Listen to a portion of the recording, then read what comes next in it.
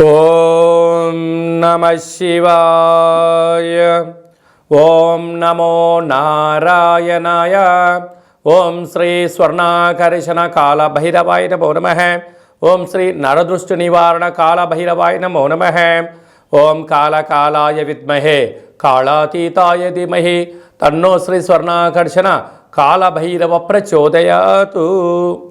మా ఛానల్కి స్వాగతం. చూస్తున్న వీక్షకులకు ప్రేక్షకులకు ప్రియ కాళభైరవ భగవద్బంధులకి స్వాగతం పలుకుతూ మమ్మల్ని ఎంతగానో ఆదరిస్తూ ఉండబడినటువంటి ప్రియ సోదర సోదరీమణులకు అందరికీ సనాతన హిందూ ధర్మ పరిరక్షకులకు సంరక్షకులకు జ్యోతిష అభిమానులకు స్వాగతం పలుకుతూ నూతన ఆంగ్ల సంవత్సరం ప్రారంభం అయిన తర్వాత జనవరి నెలలో ద్వితీయార్థంలో అనగా 16వ తారీఖు నుండి 1/2024 31/1/2024 వరకు పుట్టినటువంటి వారందరికీ కూడా ముందస్తుగా జన్మదిన శుభాకాంక్షలు. గతంలో వివాహం చేసుకున్న వారికి వివాహ వార్షికోత్సవ శుభాకాంక్షలు. ఆ యొక్క నరదృష్టి నివారణ కాళభైరవ స్వామి యొక్క ఆశీస్సులు అందరిపైన ఉండాలని, ఒక్కొక్క మాసంలో ఒక్కొక్క కాళభైరవుడు ఉంటాడు కనుక ఈ యొక్క పుష్యమాసంలో శుక్లపక్ష అష్టమి పూర్ణిమ సందర్భంగా శ్రీ క్షేత్రపాలక కాళభైరవ స్వామి వారి యొక్క ఆశీస్సులు అందరినీ చల్లగా చూడాలని, ఎవరైతే ఏ వృత్తులైతే చేస్తున్నారో విద్య, ఉద్యోగ, వ్యాపార, వ్యవసాయ, రాజకీయ, సేవా రంగాల్లో ఉండబడినటువంటి వారందరికీ కూడా సకల అష్టకష్టాలు తొలగిపోయి అష్ట ఐశ్వర్యాలను ప్రసాదించాలని శ్రీ క్షేత్రపాలక కాళభైరవ స్వామివారిని, అందరిపైన నరదృష్టి నివారణ కలగాలని నరదృష్టి నివారణ కాళభైరవ స్వామివారిని వేడుకుందాం. ద్వాదశ రాశుల్లో గ్రహ గమనాలు ఒకసారి వీక్షింపచేద్దాం. మేషరాశిలో గురు సంచార స్థితి, కన్యరాశిలో కేతు సంచార స్థితి, వృశ్చిక రాశిలో శుక్ర సంచార స్థితి, ధనస్సు రాశిలో కుజుడు మరియు బుధ సంచార స్థితి, మకర రాశిలో ఏడాది తర్వాత రవి సంచార స్థితి, కుంభరాశిలో శనేశ్వర స్వామివారు స్వక్షేత్ర సంచార స్థితి, మీనరాశిలో రాహు సంచార స్థితితో ద్వాదశ రాశుల్లో గ్రహ గమనాలు ఈ విధంగా ఉన్నాయి. 19వ తారీఖున శుక్ర భగవానుడు ధనుసు రాశిలోకి సంచార స్థితి ఈ విధంగా ఉంది.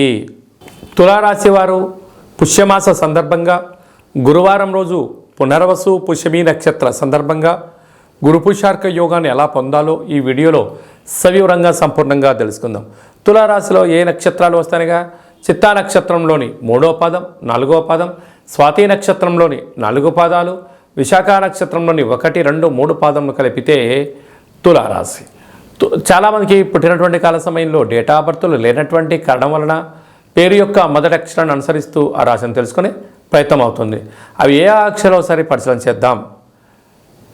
రా, రీ, శ్రీ, రు, రే, రో, తా, తి, తు, తే అక్షరాల వారందరూ కూడా ఈ యొక్క తులారాశి జాతకులే. తులారాశి యొక్క అధిపతి శుక్రుడు. ఈ పుష్యమాసం సందర్భంగా గురువారం పూట పునర్వసు నక్షత్రం రావడం వలన గురు పుష్యార్క యోగం అంటారు. కనుక రాశాధిపతి శుక్రుడి యొక్క ఆశీర్వాద చేత యంత్ర, మంత్ర, తంత్ర, పరతంత్ర, తాంత్రిక శక్తులను సంపాదించడంలో తులారాశి వారు ముందు వరుసలో ఉంటారు. వీరికి ఈ తెల్ల జిల్లెడి యొక్క వృక్షాన్ని భూమిలో వధింపచేసి వేర్లు తీసుకొచ్చుకున్నట్లయితే మీకు భావి తరాలకు 7 తరాలకు ఈ రవి పుష్యార్క యోగం కలుగుతుందని చెప్పి గమనించాలి. కుదరలేదు, ఒక తెలుపు క్లాత్లో బొబ్బర్లను మూటకట్టి, అలాగే శనగపప్పును ఒక పసుపు రంగు క్లాత్లో మూటకట్టి మనసులో కోరికలను తెల్ల జిల్లెడు వృక్షానికి ముడుపు కట్టగలిగినట్లయితే అద్భుత యోగం మీ సొంతమవుతుంది. కుదరలేదు, బ్రాహ్మణికి దానం ఇవ్వండి, శివుడికి రుద్రాభిషేకం చేసుకుని గోమాతగా పెట్టినట్టే అదృష్టానికి ఆనందానికి స్వాగతం పలుకుతారు. అలానే తెల్ల జిల్లెడు వృక్షం దగ్గర ఒక 3 రోజులు కంటిన్యూగా దీపం పెట్టగలిగినట్లయితే అద్భుతమైన శక్తి మీ సొంతమవుతుందని చెప్పి గమనించాలి. అలాగే ధనావాకు కుటుంబ స్థానంలో శుక్రుడు సంచారం చేయడం వల్ల విపరీతమైన ధనయోగం, వ్యాపారాకర్షణ, జనాకర్షణలో మీకు మీరే సరిసాటి. తృతీయంలో కుజబుధ సంచార స్థితి ఉండడం వల్ల స్థిరాస్తులు, చరాస్తులు, తల్లిదండ్రుల నుంచి, తాత ముత్తాతల నుంచి, అత్తమామల నుంచి, అన్నదమ్ముల నుంచి, అక్కాచెల్లెల నుంచి మీకు రావాల్సినటువంటి ధనం మీరు సంపాదించబోతున్నారు అని చెప్పి గమనించాలి. అర్ధాష్టమ రవి కారణం వలన మీ జన్మ నక్షత్రం రోజున, అలాగే అష్టమి పూర్ణిమ తిథి యందున దూరావాయు జల ప్రయాణాలు, పంచభూతాలతో, ఆయుధాలతో, మాటలతో మీరు వాగ్వివాదం చేయకపోవడం, చెలగాటం ఆడకపోవడం ఉత్తమోత్తంగా భావించగలగాలి. సంతాన స్థానంలో శని సంచార స్థితి ఉండడం వల్ల తల్లిదండ్రుల మాట పిల్లలు, పిల్లల మాట తల్లిదండ్రులు వినగలిగినట్లయితే మంచి కాలానికి బంగారు భవిష్యత్తుకు స్వాగతం పలుకుతారని చెప్పి గమనించాలి. 6వ స్థానంలో రాహు సంచార స్థితి ఉండడం వలన దయచేసి అప్పులు ఇవ్వద్దు, అప్పులు తెచ్చుకోవద్దు. 2 రాబోయే కాలంలో ప్రమాదకరమే అని చెప్పి గమనించాలి. సప్తమంలోకి గురు సంచార స్థితి ఉండడం వలన గురు యోగ్యత కోసం ఈ యొక్క పుష్యార్క కార్యక్రమాన్ని మీరు పాటించినట్లయితే అద్భుతమైన యోగం మీ సొంతం అవుతుంది.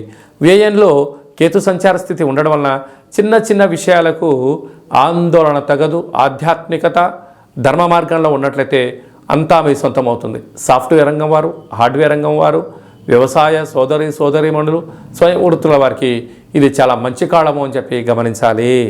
2024వ సంవత్సరంలో జనవరి నెలలో ద్వితీయార్థం అనగా 16వ తారీఖు నుండి 31వ తారీఖు వరకు ముఖ్యమైనటువంటి పండుగల గురించి క్లుప్తంగా సవివరంగా సంపూర్ణంగా తెలుసుకుందాం. మనకు 18వ తారీఖున శుక్లపక్ష అష్టమి సందర్భంగా శ్రీ క్షేత్రపాలక కాళభైరవ స్వామివారిని, అలాగే 26వ తారీఖున పుష్యమాస పూర్ణిమ పునర్వసు నక్షత్రము పుష్యమీ నక్షత్రము రావడం వలన గురువారం రోజు పుష్యమీ నక్షత్రం రావడం వలన గురు పుష్యార్క యోగము అంటారు. అర్కము అనగా తెల్ల జిల్లేడు యొక్క వృక్షము కనుక ఆంగ్ల సంవత్సరంలో ప్రారంభ దశలో ద్వితీయార్థంలో ఉన్నాం కనుక మనమందరము కూడా తెల్ల జిల్లేడు వినాయకుడి దగ్గర శ్వేతార్క గణపతి స్వామి దగ్గర దీపాన్ని వెలిగించడం వలన ఈ సంవత్సరం అంతా కూడా సకల అష్ట కష్టాలు తొలగిపోతాయని చెప్పి గమనించాలి.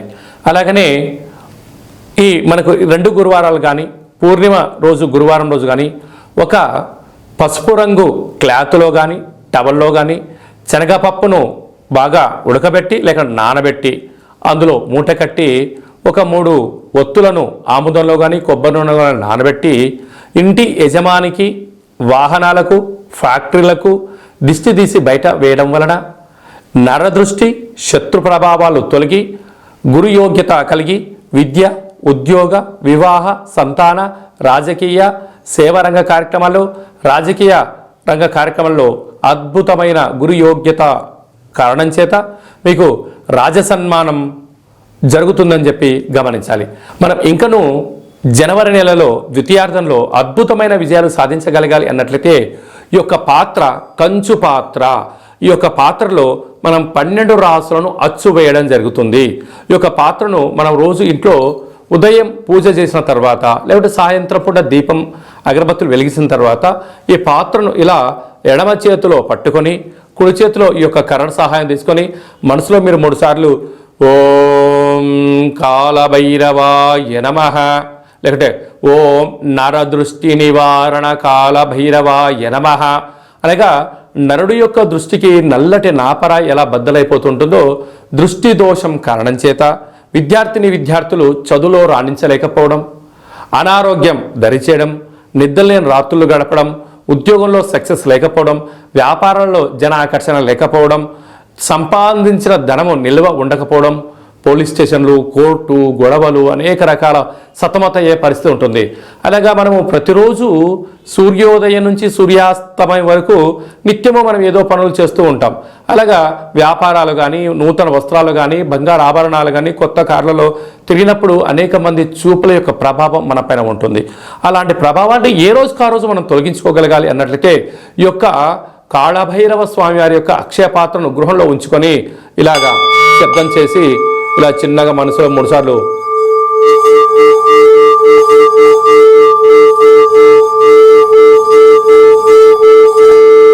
అలాగా ఓం నరదృష్టి నివారణ కాలభైరవాయ నమః అనేటువంటి మంత్రాన్ని 12 సార్లు ఉచ్చరింపజేయడం వల్ల ఈ యొక్క శబ్ద తరంగాల వలన మానవుని శరీరంలో ఉండబడినటువంటి మూలాధార, స్వధిష్టాన, మణిపూర్వక, విశుద్ధ, అనహత, ఆజ్ఞ చక్రాలు వికసింపచేసి దురదృష్టము దూరమైపోయి అదృష్టం మనకు కలుగుతుంది. అందుకే అపాయంలో గొడుగులాగా, అష్టైశ్వర్యాలలో మనకు అంబారీ వాహనంలాగా కాళభైరవ స్వామికి ఆశీస్సులు ఉంటాయని చెప్పి గమనించాలి. ఇంకను మన వ్యక్తిగత జాతకం తెలుసుకోవాలనుకుంటున్నారా? మీ యొక్క పేరు, పుట్టినటువంటి తేదీ, నెల, సంవత్సరం, సమయం రాసి మీరు వాట్సాప్లో పంపించగలిగినట్లయితే 100 సంవత్సరాల జాతకాన్ని రాసి పంపించి మీరు పుట్టినప్పుడు గ్రహ గమనాలు ఎలా ఉన్నాయి, ప్రస్తుతం ఎలా ఉండబోతున్నాయి, రాబోయే కాలంలో ఎలా ఉండబోతున్నాయో మీకు సవివరంగా సంపూర్ణంగా తెలియజేయడం జరుగుతుంది. అలాగే డేట్ ఆఫ్ బర్త్ లేనటువంటి వారికి మీ పేరు యొక్క మొదటి అక్షరాన్ని అనుసరిస్తూ హస్త సాముద్రికం ద్వారా అనగా మీ యొక్క చేతి యొక్క రేఖలను పరిస్థితిని బట్టి గవ్వల ద్వారా కాళభైరవ స్వామి యొక్క ఉపాసన బలం చేత భూత భవిష్యత్ వర్తమానాన్ని తెలియజేయడం జరుగుతుంది. అలాగనే మీ యొక్క అబ్బాయి కానీ అమ్మాయి కానీ పుట్టినప్పుడు చిన్నపిల్లలకు ఆధ్యాత్మికమైనటువంటి పేర్లు ఎలా పెట్టాలి, న్యూమరాలజీ ప్రకారంగా ఎలా పేరు పెట్టుకోవాలో మన యొక్క దేవాలయంలో మీకు సవివరంగా సంపూర్ణంగా తెలియజేయడం జరుగుతుంది. అలాగా మీ అబ్బాయి కానీ అమ్మాయి కానీ వివాహం కావడం లేదా అయినటువంటి అవ్వడానికి ఎందుకు ఇలా ఆటంకాలు జరుగుతూ ఉంటుంది, అలాగా అమ్మాయి యొక్క జాతకంలో కానీ అబ్బాయి యొక్క జాతకంలో ఎలాంటి దోషాలు ఉన్నాయి, ఆ యొక్క అబ్బాయి అమ్మాయి యొక్క జాతకంలో వివాహానికి సంబంధించినటువంటి గణాలు గుణాలు సవివరంగా తెలియజేయడం జరుగుతుంది. అలాగే వివాహమైన దంపతులు తరచుగా గొడవ పడడం, అనేక రకాలుగా ఇబ్బంది పడడం, పోలీస్ స్టేషన్లో కోర్టు అని విడాకులు తీసుకునే పరిస్థితి ఉంటుంది. అలా కాకుండా ఈ కింది నెంబర్ మీరు సంప్రదించి అపాయింట్మెంట్ తీసుకొని సంప్రదించగలిగినట్లయితే మీ యొక్క పేర్లలో స్వల్పమైన మార్పులు వచ్చేసి శ్రీ పార్వతీ పరమేశ్వరుల యొక్క ఆశీస్సుల చేత మీరు సంపూర్ణంగా జీవన విధానాన్ని సవ్యంగా సాగడానికి అద్భుతమైన సలహాలు సూచనలు మీకు ఇవ్వడం జరుగుతుంటుంది.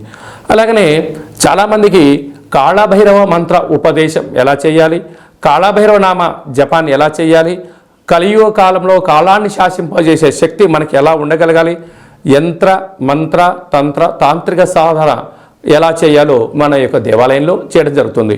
మన యొక్క దేవాలయంలో ప్రతి నెలలో 4 మంగళవారాలు, 4 శనివారాలు, శుద్ధాష్టమి, పూర్ణిమ, బహుళాష్టమి, అమావాస్య తిథుల యందున కూష్మాండ దీపాన్ని వెలిగింపచేయడం, కాళభైరవ స్వామికి విశేష అభిషేక కార్యక్రమాలు చేయడం, ఒక్కొక్క నెలలో ఒక్కొక్క కాళభైరవ స్వామి వారు ఉంటారు కనుక ఆ కాళభైరవ స్వామి వారికి హోమ కార్యక్రమాన్ని చేయించడం, అలాగనే మనకు ఏలనాటి శని ఉన్నా, అష్టమ స్థాన శని ఉన్నా, అర్ధాశ్రమ శని ఉన్నా, గ్రహ సంచార స్థితిలో శని సంచార స్థితి, సూక్ష్మ సంచార స్థితి, నవగ్రహాల్లో రవి, చంద్ర, కుజ, బుధ, గురు, శుక్ర, రాహుకేతు సంచార స్థితిలో ఉన్నప్పుడు మనం అనేక రకాలుగా స్వల్పమైనటువంటి ఇబ్బందులు పడుతూ ఉంటాం.